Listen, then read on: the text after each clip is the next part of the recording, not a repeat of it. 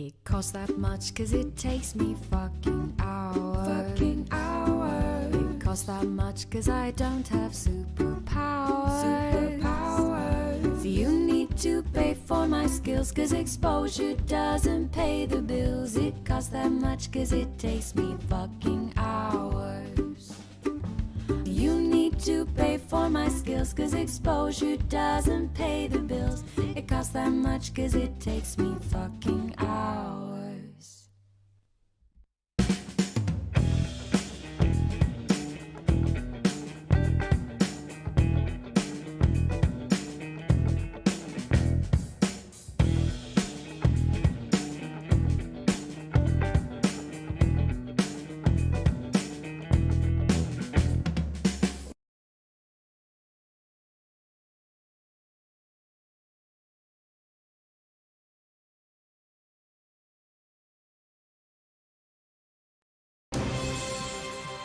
But if there's a thing.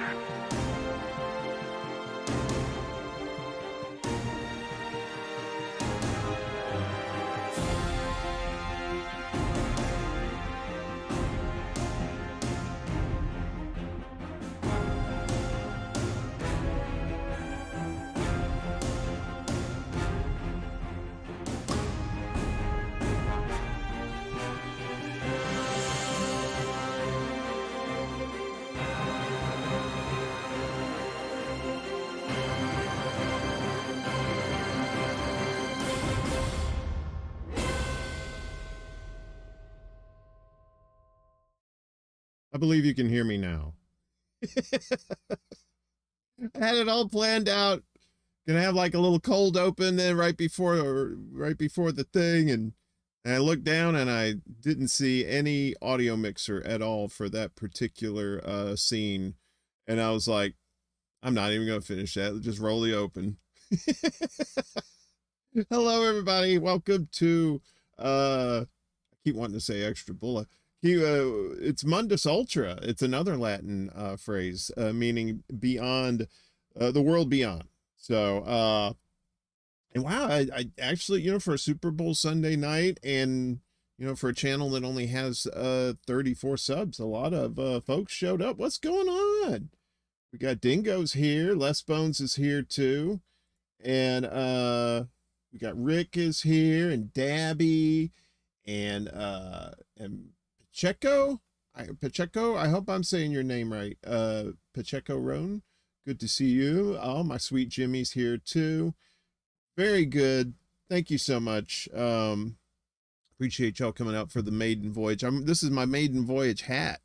I like to wear this hat because it goes well with my oldness. Oh, hey, what's up, Ed? Gonna watch on the replay, but wanted to wish you a good and ultra show. Thanks, buddy. Appreciate you. So, you know, I started out, you know, this show, let me just give you a little backstory. So a few weeks back, I was talking to my pal Jimmy, who co-hosts a secret show with me on my Extra Bullet channel, and I was talking about how I wanted to do a show about paranormal, UFOs, cryptids, all that kind of stuff. I'm just totally into that kind of stuff. And, you know, and now here we are, like a few weeks later, we got an actual show on the air. I'm very excited for this. And so I started out Friday. I was thinking, okay, what am I going to do for a show? I want to get it started this weekend. I said, wow, you know, they shot down that UFO over northern Alaska. And I said, well, that'll be good. I said, I don't know if I can stretch that to an hour, but I'll talk about like the history of UFOs in Alaska. And there's also the Alaskan Triangle, which is the Great White North version of the Bermuda Triangle. So what he said, Les Bones said, went to Dunkin' Donuts to get the Valentine's Day spirit. I'm all set to watch Mundus Ultra now. That's good. Yes, the show is better with donuts, I would say. So Can you guys hear me okay out there? Everything that did you could hear the open and all that stuff. The sound was all right. Okay, good. So, just so you know, everybody wondering why you're turning blue, it's because first night, opening night, everybody shows up for this the stream tonight will be deputized. You will become a mod. You get a wrench and all the trappings that go along with it. So congratulations and thank you for being here tonight. Yeah, Rick, they that's what they're saying too, but they're not. You know what? This is the thing. And I don't want to mix politics into this show, but I figure we have to. I want to keep it real too. Okay, you know, like any of this stuff, we have to. You kind of have to suspend your disbelief on some of this stuff. That some of the things we're going to be talking about, not just tonight, but just in general as the show progresses. But with all the fuckery that the government's been doing lately, I would not put it past them to be making up these stories about these UFOs. Wowersism. Hello, welcome. Welcome to the program. But like I said, I don't know. I'm not an expert on any of this shit. So I don't want anybody to be coming after me like, well, he said so and so, and you know, that ain't true. All right, you know, we're just trying to do the best we can here, you know. And I personally believe that there's alien life in the universe, and I personally believe that we have been visited by extraterrestrials to this planet on numerous occasions throughout history, and may have even altered history in the past too. So. And that being said, though, the government is always going to be the government, and in their track record of late has not been good as far as being honest to the American people. So this the one that was shot down in allegedly shot down in Alaska. I don't think they had any video of it. They mentioned that it was the size of a small car, but it wasn't a balloon. They didn't know what it was, but at the same time, they're not releasing images to the public. So, hey, what's up, Kate? I was tempted to keep like the Super Bowl score in the corner for all you that are being nice to me and watching the show, but at the same time want to keep an eye peeled on there. But it's only an hour. We'll be done by 8 o'clock. There'll be plenty of football left. So. She says all I care about is that the Green Bay Packers win the Super Bowl. Well, my Saints have as good a shot at winning the Super Bowl this year as your Green Bay Packers, Kate, which is no shot because there's only 2 teams left. But, you know, who knows what next season will provide. But anyway, let's get into the meat and taters of what we're talking about here tonight. Let me check my rundown here. So I came across a lot of stuff. It turns out the weekend just became full of these UFO stories, right? So Friday was just the tip of the iceberg. There's been sightings in India.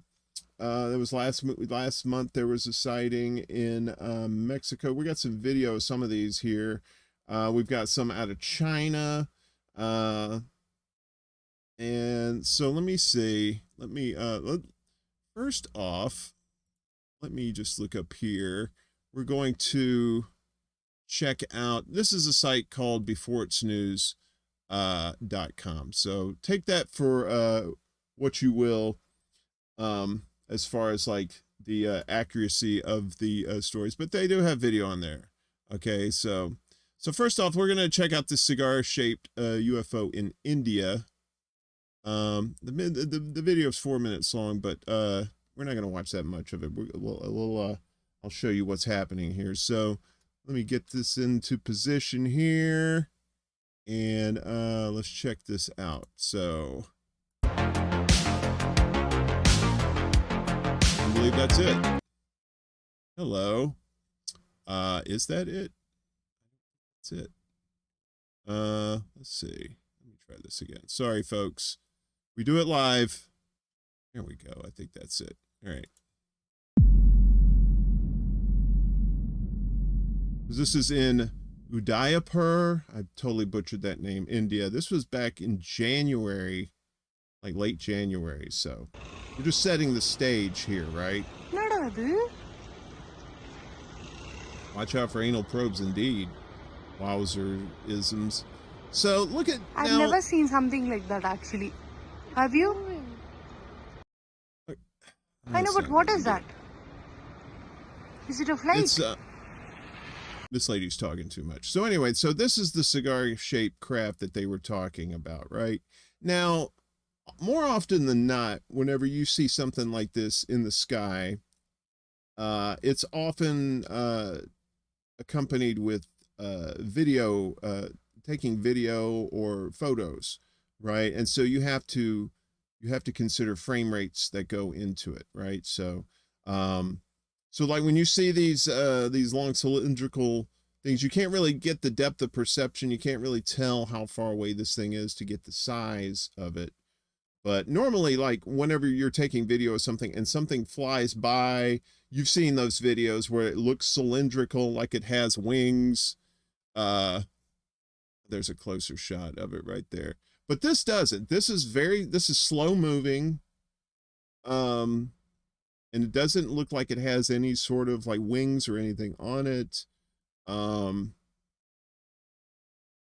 Rods, exactly, Rick. Yeah, the rods you've seen in those videos and in some pictures too. It looks like a stick, and it has looks like it has like pairs of wings on it. And more often than not, that's like a dragonfly or something like that. But this is kind of wild.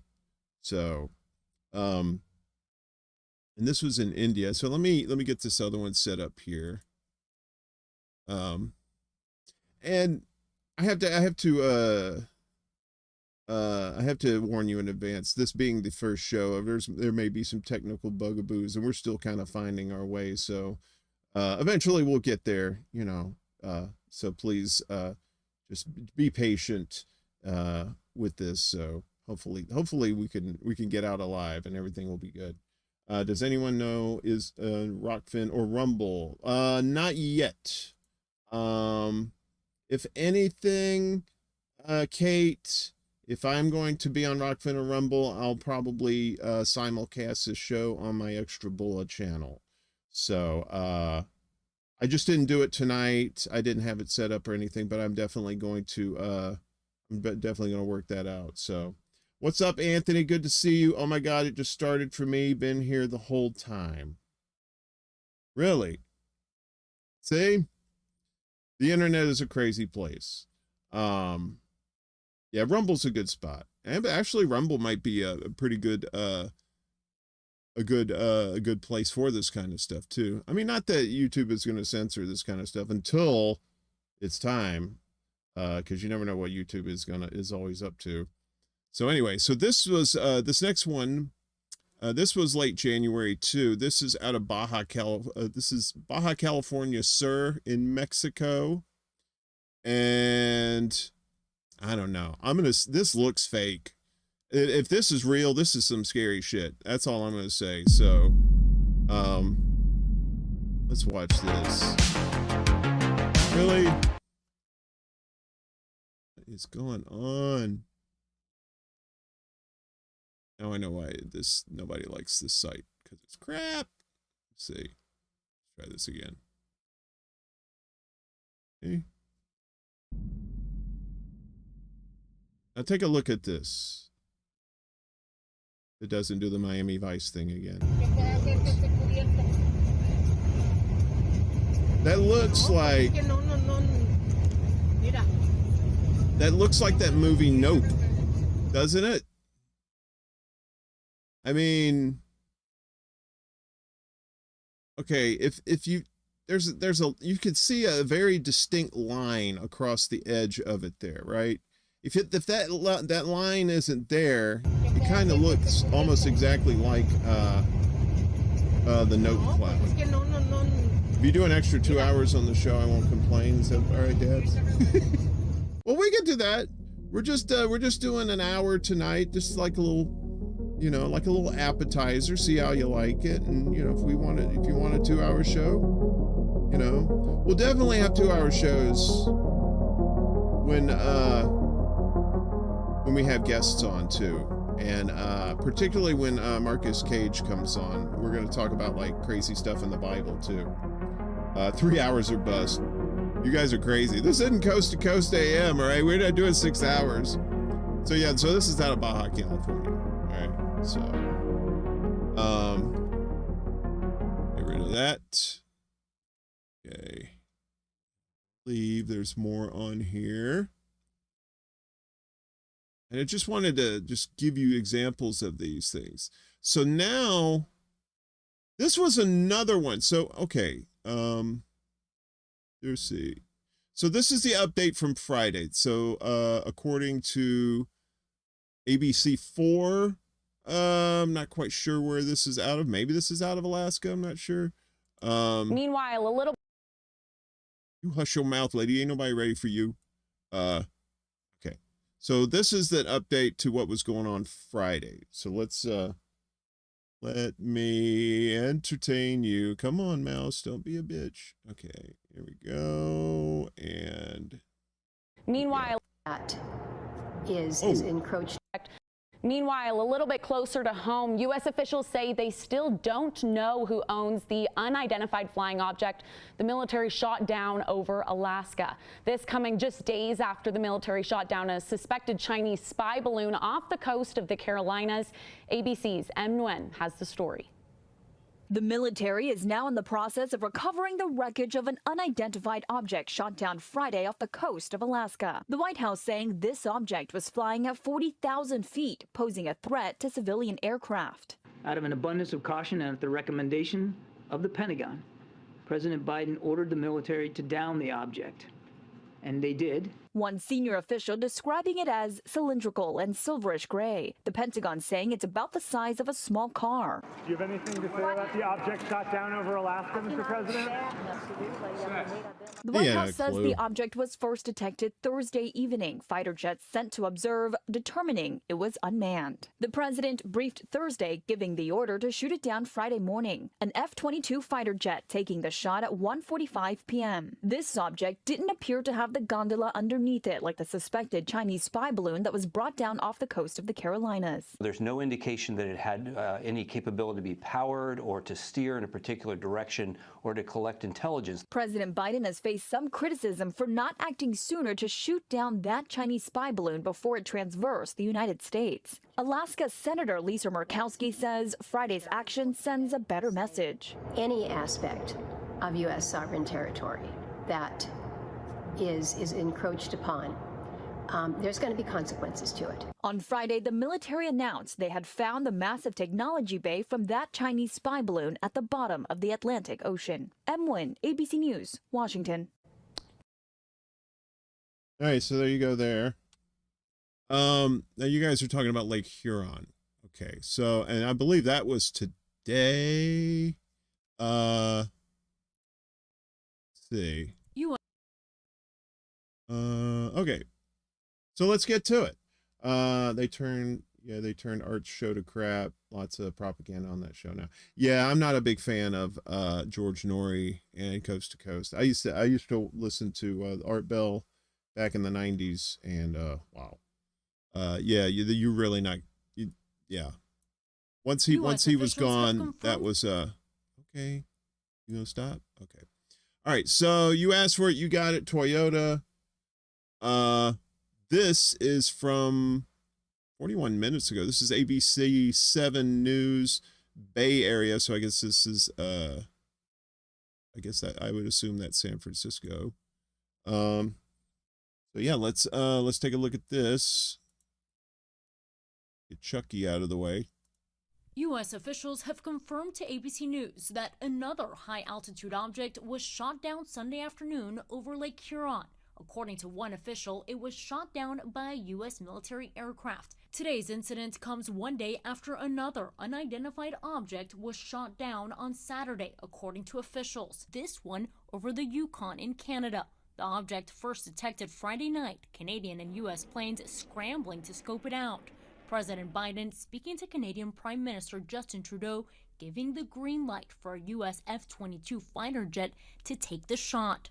Trudeau thanking the long-standing partnership that monitors the sky and the sea, writing, quote, "Thank you to NORAD for keeping the watch over North America." I also spoke with President Biden and confirmed together that we will continue to do everything necessary to protect the sovereignty of our shared North American airspace. Saturday's incident comes just one day after a U.S. fighter jet shot down a similar object over Alaska. The military and FBI are now working to recover that object. It also comes on the heels of the U.S. shooting down a suspected Chinese spy balloon off the coast of South Carolina on February 4th after it transversed the United States. Shooting the balloon down in the Atlantic once it flew over all the military bases, including my own Fort Campbell, Kentucky. It's very disturbing. I'm glad this administration's taken it more seriously with respect to the balloons, but we've got a whole lot bigger problem with China than the spy balloon. But Senate Majority Leader Chuck Schumer defended the Biden administration's handling of the situation. We're going to probably be able to piece together this whole surveillance balloon and know exactly what's going on. So that's a huge coup for the United States. Schumer says the U.S. gains intelligence information from surveilling that balloon. Elwin Lopez, ABC News, Atlanta. Atlanta. All right, so that's what was going on today. Busy weekend for UFOs. So, of course, I know most of you in the chat, and I know most of you are cynical fuckers like I am. So what's the end game, right? The United States goes for years, decades, doesn't tell the public anything about seeing UFOs. Now in recent years, we get a little bit of disclosure. There's the famous Nimitz video where it's shot from the aircraft carrier Nimitz, and they couldn't, it was going super fast, faster than anything they could make. And I don't know, I'm very skeptical when it comes to that kind of stuff. I think something's going on. So, I mean, but what is going on, right? So, I mean, taking it a little political just for a second, but we have to take everything in consideration. Like, if you believe in these things, if you believe in UFOs, you believe they actually shot down a UFO. I mean, technically they did, because they couldn't identify it, right? Well, at least that's what they're telling us. Basically what they said, it was the size of a small car. They didn't think it was a balloon. And unless it was the DeLorean from Back to the Future, I don't know of many flying cars out there, at least at 40,000 feet. So yeah, it's something we're gonna have to definitely keep an eye on for that. So let me see if there's anything else in here that was good. Yeah, they had mentioned in that video about the one, there was like 3 over the weekend, right? There was the Lake Huron one, there was the one in Canada proper, and then there was the one in where was it? It was in Alaska there. So here is I was telling you about the one in China, and I believe this is the one from this month. So let's see. Let's see. This may be bullshit. I don't know, but we'll find out together. We'll discover bullshit together. You and I, face to face, a couple of silver spoons. Why are you not doing that? Okay. Try this. UFO is captured on a professional camera in China. Extraordinary evidence captured in China with a long-range professional camera, in which the passage of a ship in front of the moon can be observed. This happened on September 29, 2022. Oh, this was September. Okay.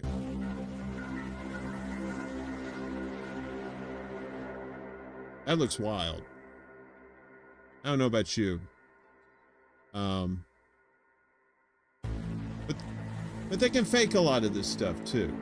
They can fake a lot of these things, right? I mean, you have home computers with like After Effects and stuff like that, where they can put this kind of stuff into videos. So we have to be very skeptical about a lot of this stuff, but at the same time, keep an open mind, because you know, shit might be real. It's got some funky music to it, so that's fun. So yeah, crazy. So I was just going to start off with just that Alaska, the Alaska incident, and then just talk about Alaska. But then all this other shit happened over the weekend. I was like, whoa. So just be careful, because like I said, there's a lot of deception going on, particularly here in the United States. You may have heard of Project Bluebeam. The plot, it's a New World Order plot to use holograms to make us believe that UFOs are here, and that we should band together as one, come together as one world to defeat the enemy. So that's how you get the one world government and all that stuff. So they've already put the fear mechanisms in people already with the jibby jab, and so that could have been just a test run for this kind of stuff. So like I said, just speculation. I don't have the facts, but it is something to think about. But you make your own decisions, obviously. So let's see. This is when was this? Was this? Okay, so there was another one. There was another Chinese one. So, after USA and Canada discovered in China, authorities urgently stated it spotted an unidentified flying object. This is from B92.net. Like I said, your mileage may vary. Take this with as much trust as you're willing to muster. An unidentified flying object was detected near the coastal city of Rizhao, China. Chinese state-run Global Times reported citing local maritime authorities. If this is what that is, it looks like another weather balloon. I don't even know what they're talking about here. Local maritime authorities in East China's Shandong province said on Sunday they had spotted an unidentified flying object in waters near the province's coastal city of Rizhao and were preparing to shoot it down, reminding fishermen through text messages to be safe. After that, the UFO was shot down. That was the one in the United States. They're referencing the Lake Huron one. So yeah, and all this is like this weekend. It's like UFO weekend at Bernie's. It's wild. But I don't know. Has anybody in the chat, have you ever seen a UFO in the real life? I have a cousin who said she saw one. She saw a triangle craft. She was in Ramsey Springs, Mississippi, which is near the Gulf Coast of Mississippi, and think about these UFO sightings too. They're usually found around military bases, right? Your Rendlesham Forest in England, military base. The Pascagoula sighting back in the 70s. You have Keesler Air Force Base down there. You also have the Gulfport CB base down there, naval base too. So, but she said this was back in the 60s and 70s.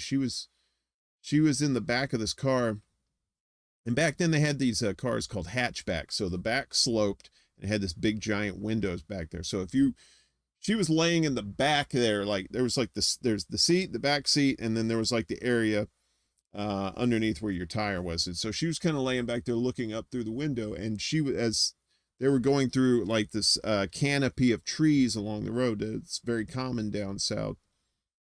but through the canopy of trees, she saw these lights that were straight up like a triangle and just was kept straight, going straight forward. And that was basically it. That's all she saw. But you know, oh, you've seen several in North, yeah. This is not going to be the only UFO night, so trust me on this. We're gonna do Betty and Barney Hill. We'll do that story. We're going to definitely do the Phoenix Lights. The Phoenix Lights, there's a lot more to that story than people know about too. And fun fact, Kurt Russell, he was in the air flying. Not as a passenger, he was a pilot. He was flying and he saw the lights and he called it into the tower.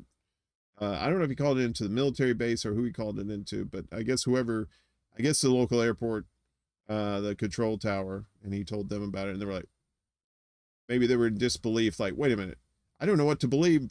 Is that you're Kurt Russell or there's UFOs? So anyway, I would think somebody was playing a prank on me.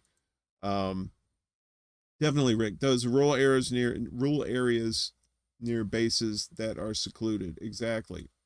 That's why you see so many out in the desert, stuff like that, where it's like kind of sparsely populated out there.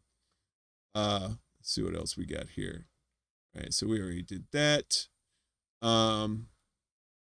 Okay, so this is the one. So this is the Northern Canada story. So same weekend, you know. I only got 23 minutes left. We might have to go a little longer. We'll see. But I want to definitely, we'll get a little more into the details about what this Canada one. So let's see here. Hopefully it works. We'll According see. to the Pentagon. Okay. You're talking, so that means it works. Okay. So According to the Pentagon, NORAD first detected this latest unidentified unmanned object over Alaska on Friday evening. As they monitored it and tracked where it was going, it did cross into Canadian airspace. At some point today, President Biden and Canadian Prime Minister Justin Trudeau both spoke. They had both been monitoring the situation for the last 24 hours, and they ultimately decided that out of an abundance of caution, they wanted to follow the advice of their military leaders and authorize the shooting down of this object. Now, at this point, once this operation was underway, it was ultimately an American F-22 fighter jet that shot down this unidentified object over Canada. Now, there's still so many questions about what exactly this object entailed, including the size, its origin, and its purpose. And a few moments ago, the Defense Minister of Canada talked a little bit about what they know at this moment. Recovery operations are now underway and will be supported by the Canadian Armed Forces in conjunction with the RCMP. This coordinated operation will allow a further investigation into this object. We have no further details about the object at this time, other than it appears to be a small cylindrical object and smaller than the one that was downed off the coast of North Carolina. There is no reason to believe that the impact of the object in Canadian territory is of any public concern. Yeah, so I'm going to ask you a question that I assume may. Okay, don't ask me any questions. I don't know the answers. I just work here. So yeah, so you have what's the common denominator with these things? Okay, first off, no video of any of them, right? The one that the famous one that was they went across the country and got shot down off of the coast of South Carolina. They have video of that, right? And it's kind of funny when they shot it down and it just went poof, and it looked like all this smoke and dust was going everywhere. I think it was a big cocaine balloon. They were trying to send that overseas to a certain person that runs a country next to Russia. So anyway, wait, what happened? But these others, no video, right? And these fighter jets, They have video. They have video cameras in there. They can take video of this stuff. That we're not, a cylindrical object. There's one that was the size of a small car. This Lake Huron one. Where's the video, right? That's why my spider senses start tingling, thinking like, okay, there's some bullshit going on here, right? Because it's like I said, I love UFOs. I want to believe that extraterrestrial life exists, right? But this just seems like some fooling around and fucking around, right?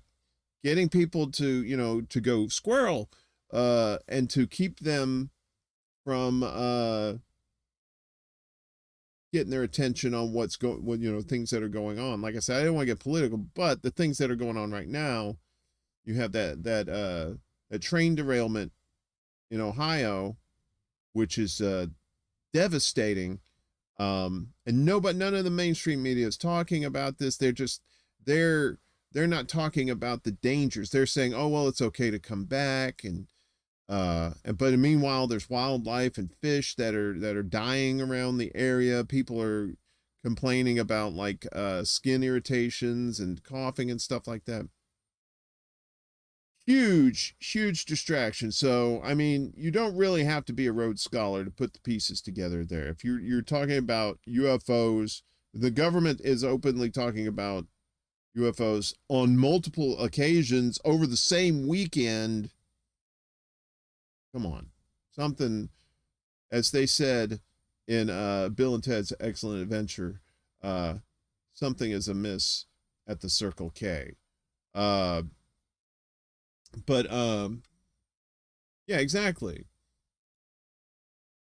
Jimmy says, I think these balloon scares are to distract us from the Ohio train derailment. Yeah, and you also have the that damning article by Seymour Hersh, who basically said U.S. blew up the Nord Stream 2 pipeline. Blew it up. They got it.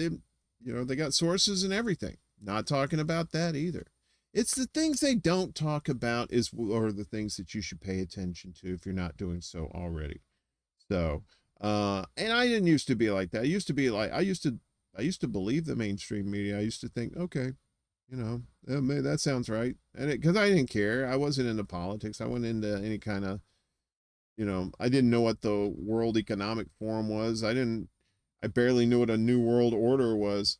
Hey, Mao said it. What is up with you, brother? Good to see you. Happy Super Bowl Sunday to you and yours. The balloon is to keep us from seeing the dirty way the 49ers got knocked out of the Super Bowl. Damn it, and I don't have my soundboard here. I was going to do a bumps. Dude, y'all got screwed, man. Seriously. Y'all just got some weak-ass quarterbacks that can't stay healthy. I'm sorry. I really wanted to see that kid in the Super Bowl. Anyway, but going back to Alaska is a weird and wonderful place. It's beautiful, but at the same time, it's remote. It's desolate in a lot of places. I mean, think about the Pacific Northwest in the lower 48. Think about all those forests and stuff that surround like what is it? Oh shit, the mountain there. What's the fucking mountain there? Come on. My brain is cheese. I want to say Mount Etna, but no, that's not right. But in the Northwest, there's like a lot of remote places where, anything could be hiding, right? And so in Alaska, they've had a couple of stories. This one is one of my favorites. It's from the 1980s. I believe it was 80. What was it? Oh, I think I got it up here. So this is JAL 1628. Japanese Airlines spots UFO over Alaska in 1986. So let me pull this article up real quick. Unfriendly Skies, the Extraordinary Flight of JAL 1628. This is a great story too. So let me see if I can blow this up a little bit. All right. So in 1980, what did I say? 86? Yeah, I believe so. I think that's what it was. Japanese Airlines cargo flight 1628, 3 UFOs played tag with this plane for almost an hour while they were visually observed by a sometimes terrified flight crew. So there was a lot of people who had eyes on these things, right? During the last 30 minutes, UFOs were tracked on military and civilian radar, and the entire encounter was verified by a high-level administrator of the FAA. The incident received media coverage all over the world. Japan Airlines Captain Kenju Terachi, I'm sorry, I butchered that name, ex-fighter pilot and senior airline pilot with more than 10,000 flight hours. He was assigned to fly a Japanese airline cargo flight from Paris to Reykjavik, Anchorage, and on to Tokyo. So on November 17th, around 5:09 p.m. Alaska time, the Anchorage Air Route Traffic Control Center contacted JAL 1628, which at the time was about 104 miles northeast of Fort Yukon. The flight controller asked the pilot to adjust his heading so the plane would pass south of Fort Yukon and Fairbanks. Co-pilot turned the plane to the left about 15 degrees. The captain sitting on the left side of the cockpit saw unidentified lights outside his side window to the left and below. He thought they were military planes at first and ignored them, and after a few minutes he realized that these unidentified aircraft were pacing him. Crazy. So Flight 1628 contacted Anchorage Center twice in rapid succession and asked if there were any other aircraft in the area. Anchorage Center responded that there were no military aircraft and ground radar did not show any aircraft other than Flight 1628, which is a lot of times these UFOs are not caught on radar.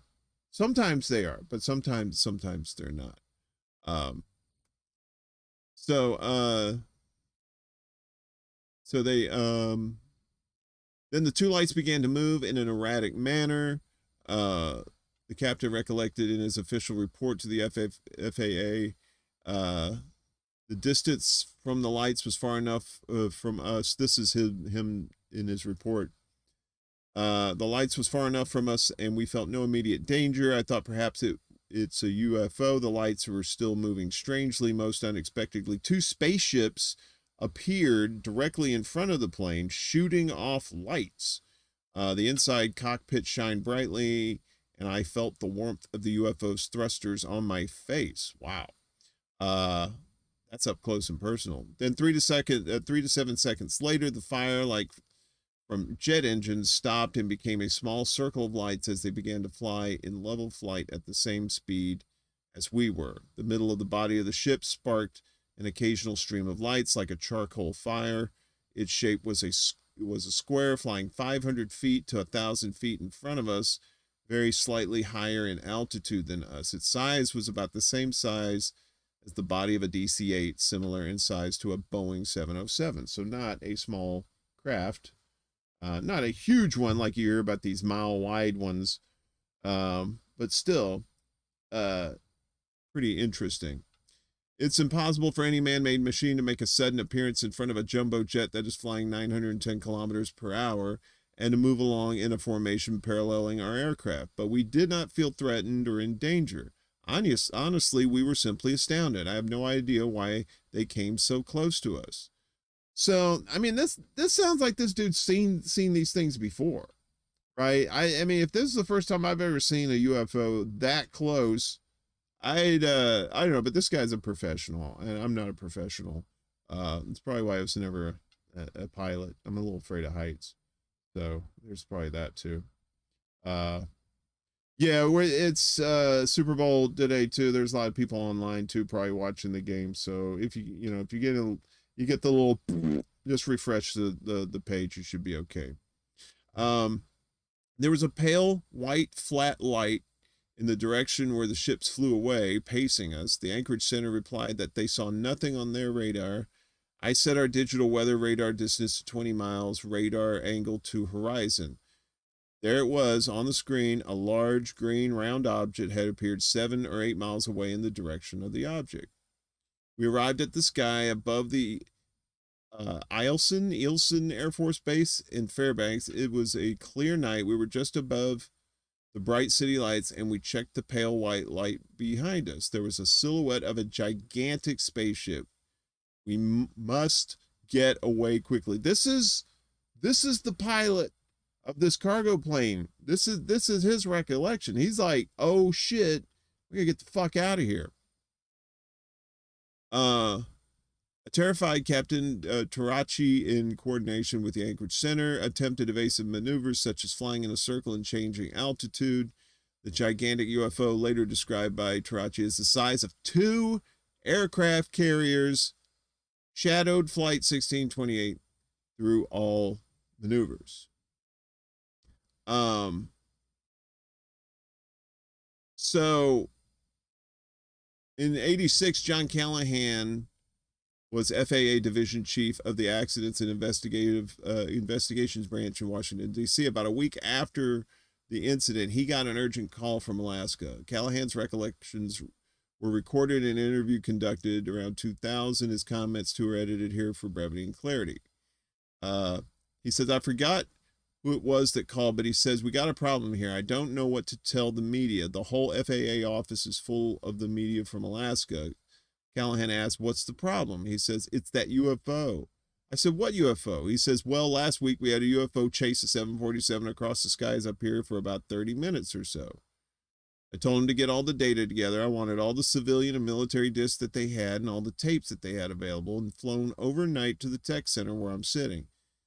The military refused to send the tapes, but he got everything Anchorage Traffic Control had. We told him we wanted this room set up to be like it was in Anchorage. He played the tapes. He heard a 3-way conversation between Anchorage Air. So this guy, Callahan, got a hold of these tapes.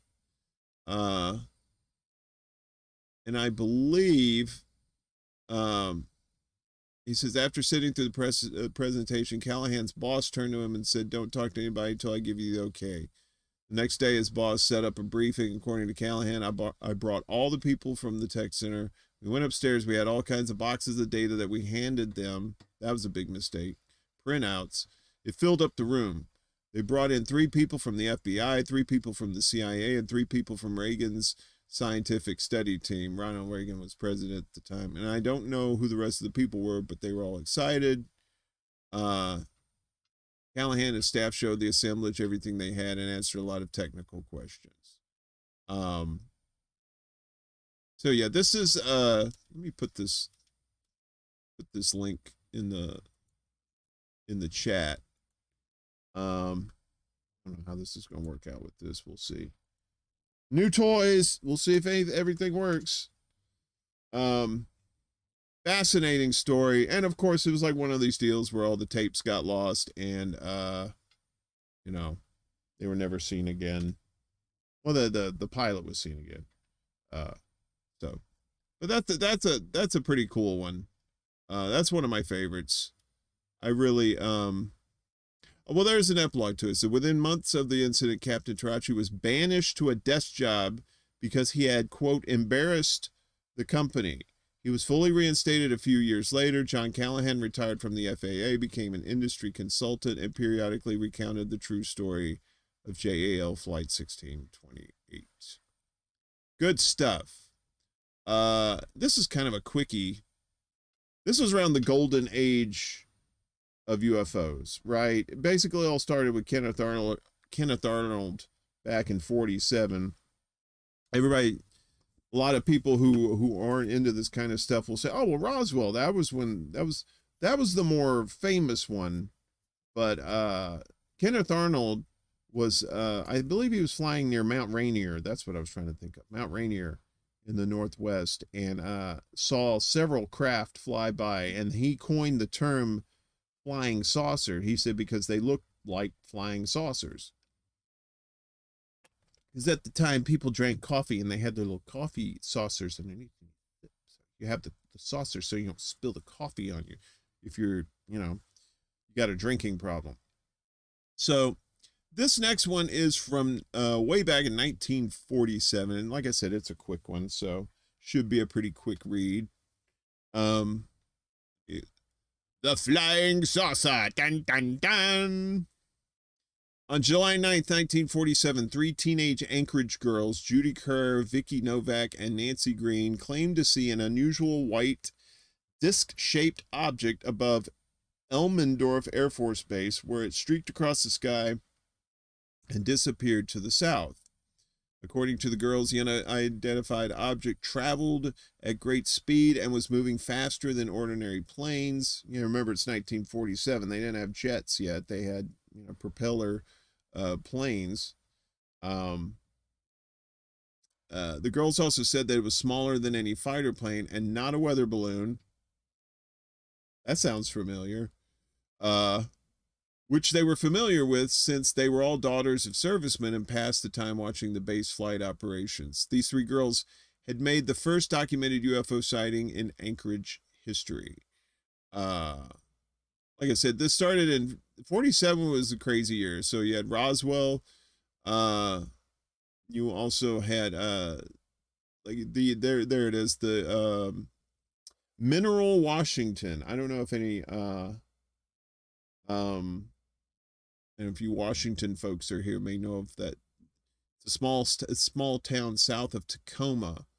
On June 24th, amateur pilot Kenneth Arnold was in the air above Mineral when he spotted 9 unidentified flying objects in an echelon formation, traveling at an extreme speed. Lights flash from them all together and then in a sequence down the line of objects. He reported the sighting after he landed and was interviewed by an intrigued reporter the next day. So, people were seeing stuff back then, but there wasn't like crazy, I'm going crazy. I can't tell anybody, or people think I'm nuts. People would see something, they go, hey, did you see that thing last night? Yeah, it was crazy, right? And they just assumed it was some military stuff. I think that's what they were back then, thinking that, it was like kind of the spoils of war. When you go to war, you often develop new technologies in order to get an edge over your enemy. And I'm assuming a lot of these people who are not in the know probably thought that these were all just like military crafts, just something extraordinary. But even with the speeds that they were going, hey, Miguel, good to see you, buddy. Even with we're talking 1947. Like I said, we didn't have jets yet. And these things were flying like jets. So, and I would imagine, something that was, well, that's over 75 years ago. People didn't have near any of the kind of technology that we have now. So very intriguing, that story. And finally, something I've been, this is an intriguing story too. So like I said, there's all kinds of crazy shit that goes on in Alaska, right? Because of the remoteness and because of places out there where people just don't go. It's just too dangerous to go. So that means, if you were someone from another planet and you came here, that would be a great hiding place to just kind of like knock around and, check out, have a little home base away from everybody, kind of like it is in the forests of the Northwest. It's so thick that you can't really, or like going to the Amazon, the same thing. It's just, who knows what's hidden in the Amazon as well. But this is talking about, an area in Alaska where some real high strangeness is going on. So this is 10 strange things you didn't know about the Alaska Triangle. And this is from thetravel.com. I know a lot of these sites don't sound too reputable, But then again, how many times has the Washington Post and the New York Times lied to you in the last 3 years? So I think everybody's on a level playing field at this point. So, and beautiful country too. Look at that. That's just, I've never been to Alaska, but it's just like, it's just beautiful and it's terrifying at the same time. It's just, look at that. It's just, if you were like in the middle of all that, oh my goodness, it's just, wow. It takes a special breed of person to be able to sustain that. So, okay, come on back here. So 10 things about the Alaska Triangle. The missing persons rate is twice as high as the national average. I mean, that's not exactly, you can't really say that's like a kind of a supernatural thing, you know, but because there's a lot, you know, people, they're stupid. They think they want to go on some adventure, and then they go out in these desolate places that there's no civilization, and they end up getting lost and, you know, and just never found again. So, you know, you have to be real about it. A lot of these times it's just people's stupidity and they're just getting lost. But some of these they can't explain. Like sometimes like they would be like a person is there and then they turn and talk to somebody and they look back and that person would be gone. There was no way they could have snuck away, that sort of thing. Graham Hancock has some revelations about the Amazon in America before. I have to check that out. I've been watching Ancient Apocalypse. I have to take that in bites though. It's only 30 minutes. Each show is only 30 minutes long. Pretty fascinating if you're into that sort of thing. They all got eaten by Bigfoot. I think according to commercials, Rick, Bigfoot only eats beef jerky. And gets apparently gets pissed off if you just, you know, try to fuck with him. Anyway, for those who don't know who I am, this is me. Thanks. Anyway, so let's get back here. While the explanations for this might not be as sinister as some people believe it to be, it's still a shuddering statistic. On average, 4 in 1,000, so 1 in 250 people have gone missing in the area known as the Alaska Triangle, which is twice the national average. One theory for this is due to the terrain that exists in Alaska, combined with unpredictable weather patterns, which can lead to disorientation and the loss of a sense of direction. But you're seeing, like, you see this stuff in these national parks too. People going missing. What's his name? David Paulides. I always want to call him Pilates. I know that's not his name, but he does a series of books and videos on the missing 411. So I highly recommend that. If you haven't checked that out. The area of the triangle itself is massive. My goodness, look at that. That is just beautiful country. I'm a sucker for mountains. I'm sorry. The Alaska Triangle spans from Anchorage to Juneau and covers a large distance in between. Obviously, this includes barren and remote territory, much of which includes untouched wilderness. Despite its remote nature, the area is home to a reasonably dense population as well as a population of tourists who visit annually. And it's a lot of these tourists, too. You know, they don't know what they're doing. Pilates. Thank you. I said it. That's his name.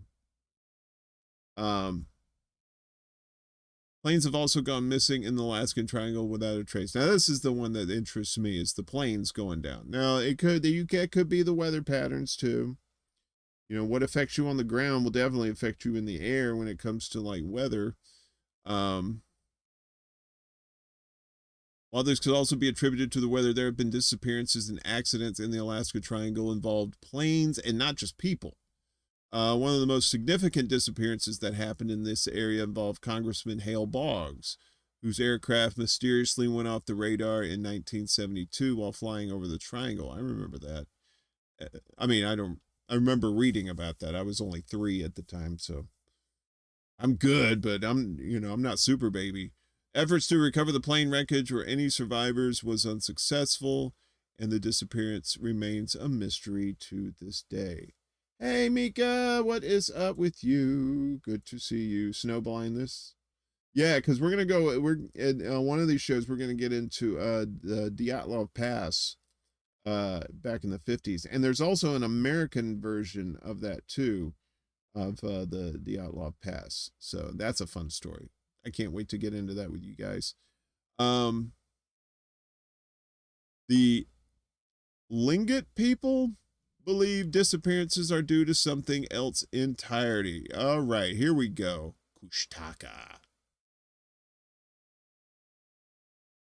The indigenous people in this region believe in a creature that's called Kushtaka. It's said to be a cross between a human and an otter, which is responsible for luring unsuspecting people into Alaska's waterways. While the shapeshifter's existence has yet to be proven, it's only one theory as to why so many people disappear in the region annually. Oh, kind of like the, what's the one? I want to call him the Marmaduke, but that's not it. Babadook? No, that's not it. Anyway, but the shapeshifters, that's another one we're going to get into. When we're going to do a whole thing, we're going to do a whole evening of Skinwalker Ranch. So be prepared for that, kiddies. Just as planes disappear, they're also said to appear out of nowhere. The most notable example of this happened in 1986. So that was the story of the cargo plane. The Japanese plane flying from Iceland to Anchorage witnessed something that still has no explanation to this day. 3 separate aircraft, all of which followed the plane's flight plan, roughly 400 miles before they disappeared after about 30 minutes. In general, the region of the Alaska Triangle is considered unsafe. With such a vast wilderness like this one, it's not surprising that it's not exactly deemed safe for those who are inexperienced in backcountry survival. Even for those who are, the Alaskan mountains provide a challenge that's both mental and physical, and does not go easy on newcomers. For this reason, the area is fairly unsafe for those who have little to no survival skills, and those who are lost are often not found easily. All right, screw Google. Thanks for stopping by, brother. Appreciate you. Have a good night. Really? Are you making that up? Natasha Kinski made a movie about otter people in the 70s. You're weird. But you're my kind of weird. I appreciate it. It's home to some monsters, but not the kinds you're thinking of. Yes, there are a lot of bears there. I think the grizzly, for example, one of those. But speaking of Bigfoot, it would be unusual if visitors to the Alaska Triangle didn't report sightings of some large, strange creature. Some firmly believe that the infamous Sasquatch exists in these parts of the world, while others remain a bit more skeptical. Regardless of what seems to be stomping around Alaska's most inhospitable landscapes, one thing is for sure: no one would want to be stuck in the region alone. So, okay, so I have kind of a theory about this. So, Bigfoots have been spotted all over the place, but it seems like more often than not they've been spotted in the Pacific Northwest, Western Canada, and Alaska, right? So what do all those regions have in common besides being on the western coast of the continent? Hey, Snorky, good to see you. Cat people. Yes, cat people, not otter people. I think there was a movie called Otter People's Money or something like that. No, that was Other People's Money. Sorry, never mind. But long ago, when we during the Ice Age, sea levels were lower, so you had the Bering Strait, you had the land bridge. So Russia, Asia, and North America were connected, and right, so that's where you had the migration of people who came to allegedly came across the land bridge into North America thousands of years ago. But what is to say that at the time maybe we were still I don't know. This is kind of a weird theory, but I'm just going to put it out there. So you had Homo sapiens and you had Cro-Magnons, I believe, were the last ones, and then they died out and it was just us. So what if the Cro-Magnons went off into, instead of going deeper into North America where the United States is today, what if they just stayed around the area of the Pacific Northwest up into Canada and just decided to live in the woods and evolved there and became these, creatures that people see, abominable snowmen, it could be, that's the thing. A lot of this is just speculation until somebody actually brings a Bigfoot in and we can test it and see what it actually is. That's all we can do is speculate. All right, back to the countdown, Casey Kasem. So electromagnetism might have something to do with strange phenomena. Yes. Of course, you got the Northern Lights up there too. Some believe that the Alaska Triangle is home to its own electromagnetic variations, also known as vortexes that affect the physical world. One example of this vile vortex is the Bermuda Triangle, but a more common example would be the North and South Poles. These types of magnetic energy centers are believed to have varying effects on humans, including anything from confusion to emotional changes. Right, Rick, there could be a missing link in that area. Definitely. I'm not saying it with aliens, but it might be aliens. I'm just saying.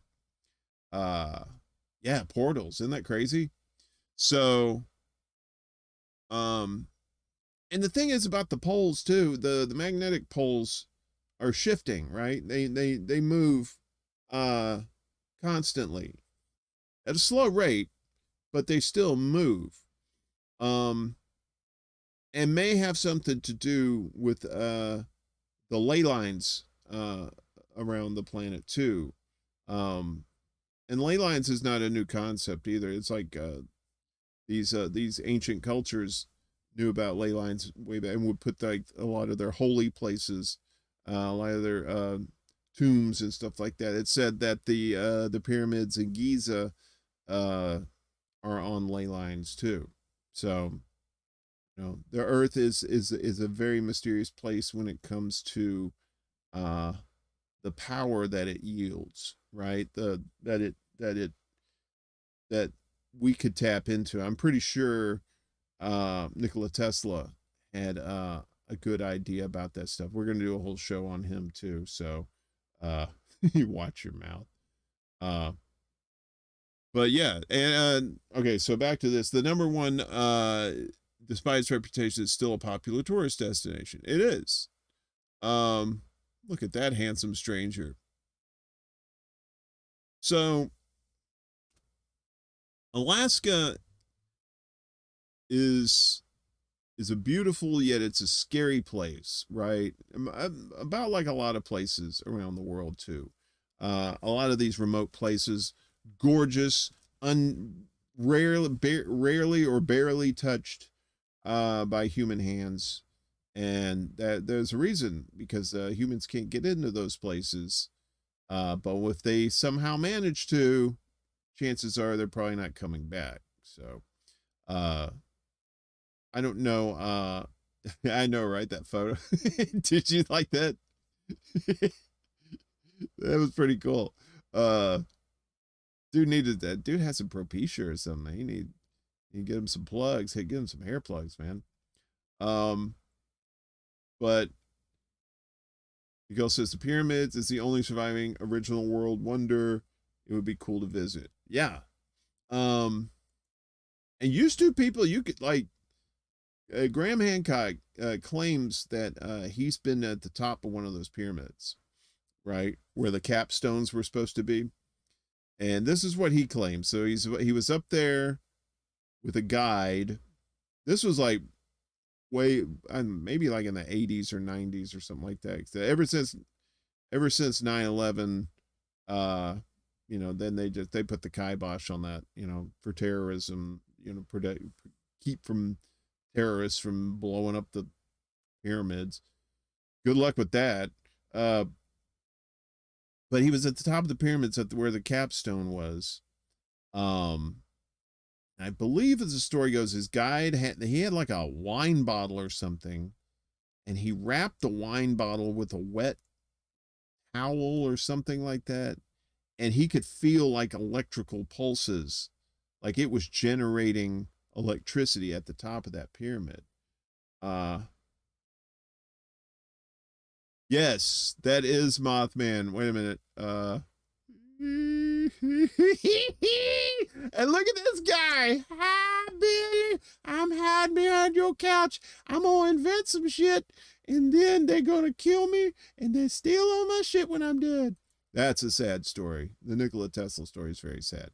Yes, that's the Mothman. And the Mothman is more than just the Mothman prophecies. Fun little movie, but there's more to it than that. So, hell of a story there. So, what'd you think? Alaska, crazy place for UFOs, crazy place for big feats. You know, they pay you to live there. I think they still do, because they have oil up there, and I think they have the oil, and then like they give you a check every month because you're a resident or something. I don't know. That may be an old wives' tale or something. Yeah, so Alaska is them going that far north and being just so out in the wild like that. It's just a very scary concept. You know, like I said, it reminds me of the Dyatlov Pass incident, where these hikers went up into the Ural Mountains in Russia, and all kinds of crazy shit happened to them too. They think, the experts may think that they've solved the mystery of that one, but we'll talk about that one on another time. So anyway, just between you and me, if you go on a UFO, you might get to pet a Sasquatch. You know, in an episode of the $6 Million Man, they had a bionic Sasquatch that was like, I think it was from another planet, because they had like a UFO and everything in that show. I love $6 Million Man. That was such a great show. It was Sunday nights. I think it was at 7 o'clock or something like that. 7 o'clock Central. Anyway, I digress. I'm gonna let you get out of here. If you're gonna watch your sports ball, enjoy yourselves. I hope your team wins. I'm probably gonna. I watched Star Trek Insurrection yesterday. I've been going on this kick of watching Star Trek movies. So I've seen all the old school ones again. I watched Generations. I skipped the one where they went back in time. It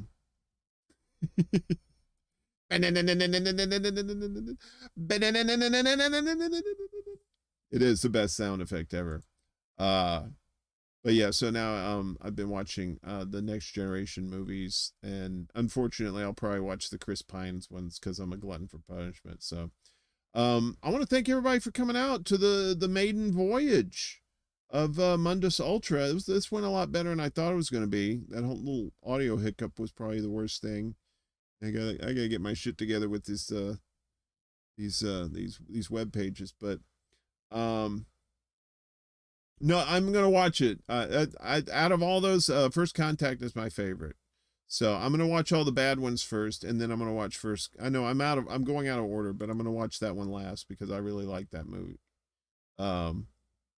With what's his name, the guy from Babe, Cromwell. He's just shit-faced the whole movie. Pacheco, is that how you say your name, Pacheco? Please give me a thumbs up if that's right now, because I want to make sure I get your name right. Thank you. You and Rick and Mika and Anthony, Dabby, Mouse Edit, Snorky, Miguel, Mika, I think I already said you. That's okay. It's a nice name. Say it twice. Screw Google. And Les Bones was here, and Miss Jimmy was here. I believe I got everybody. I hope I did. I did not know all of you folks were gonna. Kate, good to see you. Wowersism, thank you for showing up. Oh, I didn't show you this. So if you're new to the channel and you have on the secret show, we have chickens. Chickens dominate the secret show. On this show, I believe what we're gonna have is cows. Yes, so cows dominate this show. I just got done finishing that today, so anyway, so cows on this show, chickens on the other one. Speaking of which, yes, no, well these are fixed up cows. We're not gonna, these cows are not mutilated.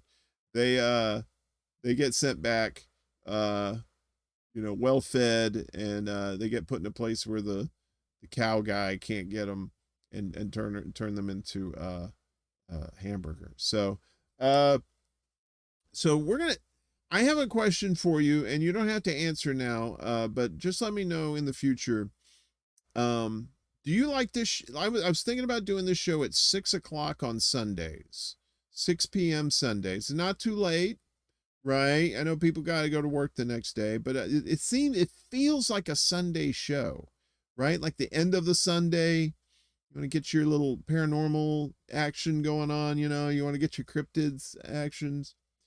So I'm thinking either Sunday nights at 6 p.m. Eastern or Friday nights at midnight Eastern, basically replacing where the secret show used to be.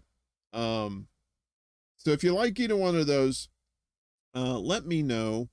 I'm on, you can find me, if my name is up here. There we go. So you can find me if you're on the tweeters. I'm at W Dearman. On Facebook, I'm Jonathan Dearman, because I'm trying to be shady. But you can find all my links here too as well. So if I'm like I said, this show will probably make its way to Rockfin and Rumble soon. I'm thinking about doing my own Rumble channel for this, but I do have live capabilities with Extra Bulla on there. So you may see this show on my Extra Bulla channel on Rockfin and Rumble in the near future. So right, that's it. That's what I was thinking too, Rick. He says either one, but midnight always has that Art Bell feel. It's like two things. It's either it feels like a Sunday evening show, right, or it feels like a midnight show. Either way. So but yeah, just let me, if you could, let me know on Twitter or on Facebook what you like.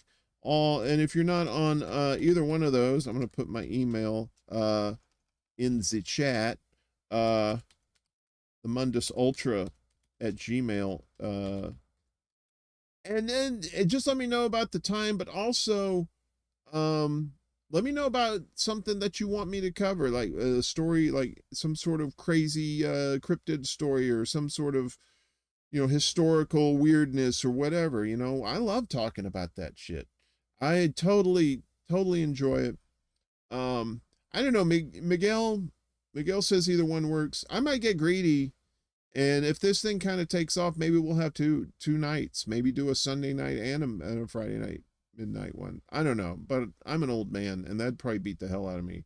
Doing two of these, plus the secret show, which is on Saturdays at midnight Eastern. So be sure to check that out on Extra Bulla. And also on Extra Bulla, I believe Tommy Nation Politics from INN is going to be on tomorrow night at 8 p.m. Eastern. So we're going to talk about politics. I believe he's from Texas. I think that's right. I gotta make sure. So I'll be talking to him for an hour tomorrow evening. It should be a good time. Lots doing here at War Deer Entertainment. That's my production company. Trying to get as much content out there for everybody to enjoy. I really enjoy doing these live streams. I really enjoy the community that comes out for these shows. You know, we're trying to provide you some variety, you know, a little paranormal goodness here, a little silliness on the weekends, you know, and some decent conversations with people that you may like in this space. You know, we're just trying to cover a lot of bases and you know, I'm trying to grow as a company myself. You know, I want to be able to do this full time. And if I'm able to do this full time, you know, I can provide more content for you. I can collaborate with more people and that sort of thing. But yeah, and if you want to make any donations to this channel or any of my other channels, I got the Cash App, I've got Patreon. We actually have a new Patreon, Cheryl Tonti, Spooky. You may know her, Spooky. Sweet girl. She's our newest Patreon producer, along with Les Bones, Beast Bones. I guess I should maybe I should set up a Patreon just for this show. Is that what you're saying? But I do have Patreon through the mothership to keep in theme with the evening. So, but anyway, I digress, and I went over 30 minutes. I was only going to do an hour. So now I kind of know I run my mouth a lot. And if I got a guest on here, it's probably going to go 2 hours. So chances are these shows are not going to be that short. So, but I hope you enjoyed it. And I appreciate all y'all. Thank you so much for coming out and supporting me tonight. Like I said, it's Super Bowl Sunday. And like I said, this show only has like 30 something subscriptions, which is great. Totally love it. I love every one of them. But I didn't think all you guys were going to come out for this. So, the link to the Patreon, is that what you're talking about, Anthony? It's in my link tree. All that stuff is in my link tree. One-stop shop in there. You'll see it. Can't miss it. So let me throw that back up again. So it's Linktree /Extra Bulla. So it's like Word Ear Entertainment is the grandpa, Extra Bulla is the parent, and now Mundus Ultra is the baby. Thank you, Miguel. Appreciate you. Yeah, so anything you can do to help, if you want to become a Patreon, that's great. It's only $1 a month. I think there's like a $5 tier in there, but the working man one is the $1, and then I think the $5 one is like, I think I called it, oh, look at you, money bags. So, you know, $5.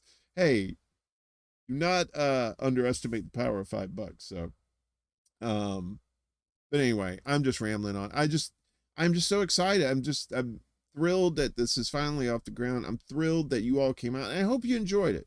If you didn't enjoy it, that's fine. Tell me what I'm doing wrong. I will try to fix it. I swear to God, I promise.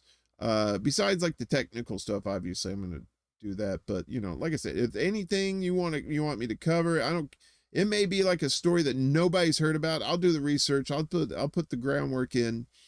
And hell, if it's something, the particular story that happened to you, I want to try and do like a call-in type thing too, where people can call in, and, you know, talk about their experiences and stuff like that. So I think that would be really cool. There's a lot of potential for this show. And with and you've really like boosted my confidence.